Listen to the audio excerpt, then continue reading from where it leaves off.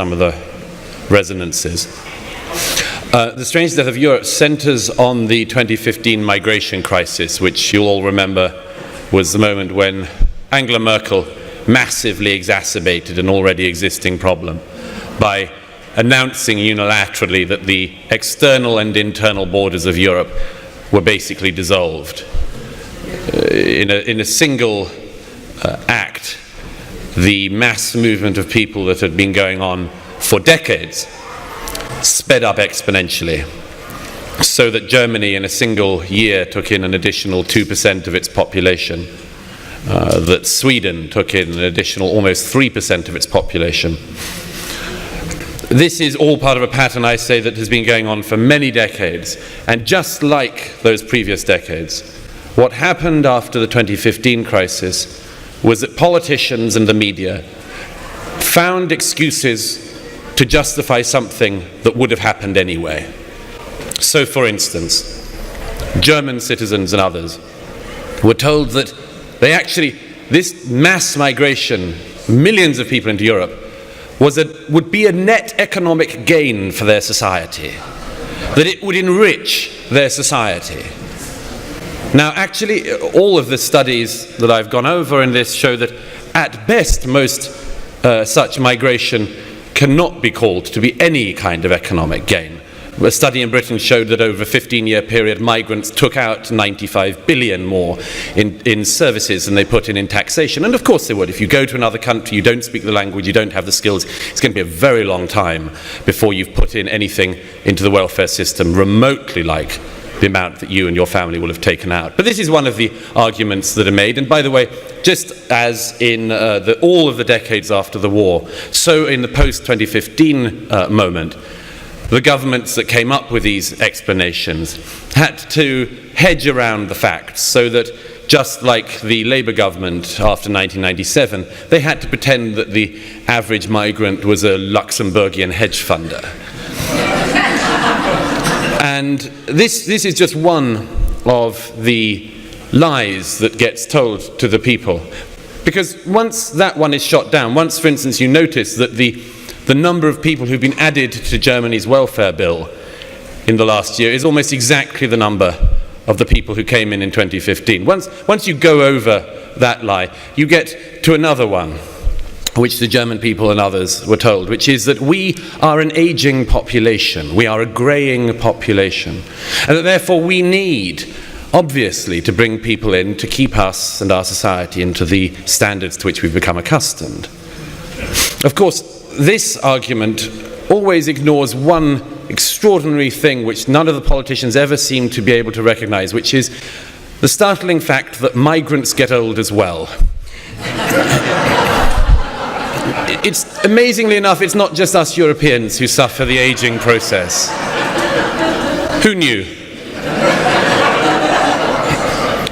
But of course, if you do believe in that idea, that you need to keep on bringing people to keep yourself in the custom that you're now used to, you get what I describe as the pyramid problem in migration. You keep having to bring in more and more people all the time to keep yourselves in that a sustainable societal moment.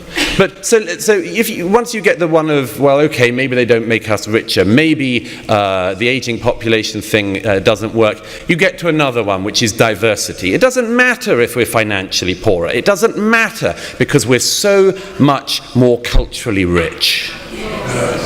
Now, I should say that there is something in this.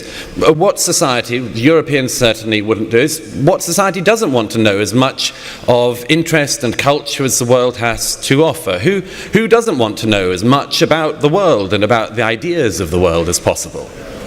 But, of course, the first person from, for instance, India to bring Indian cuisine into the UK does an interesting service, vimms up the local cuisine. It's not the case that the next 100 Indians who come in, for instance, bring 100 times more interesting cuisine. It's not the case that the first Sudanese poet who enters the UK massively brings interest to your country, and that the next 1,000 people from Sudan continue to just bring ever richer versions of the poetry of Sudan. And by the way, please don't ask me to name my favourite Sudanese poet. But this is just a part of that lie. They also say, you also notice, by the way, that this is always a one-way street. Not once in my adult life have I heard anybody say that the thing that Eritrea needs most is an injection of Welshmen. that they just could do with some Welsh cooking. Or singing. Nobody says this. Nobody says, as Mark Stein and I were saying in the conversation recently, nobody says, the thing that the Somalis really need is a bit more Bach. I actually think it'd be nice for them if they had a bit more Bach, but nobody thinks that's an appropriate way to say it. But Europeans are told there's something hollow at our heart, as if we in Europe, the culture of Dante and Goethe and Bach, has some kind of diminishment, something hollow at its center that needs filling by the world. And then you get to another stage in this, which is, okay, maybe it doesn't make you richer. Maybe the aging population thing does fall apart.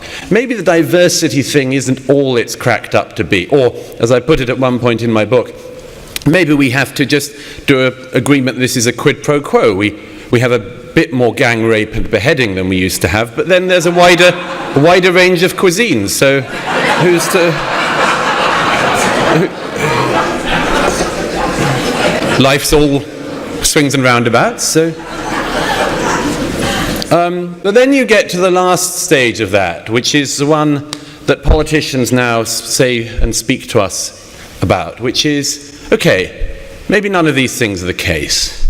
Well, suck it up. This is globalization. This is going to happen anyway. This is a hell of a way to speak to the general public about their and their children's future. And it is only said, once again, to the peoples of Europe in this tone. So,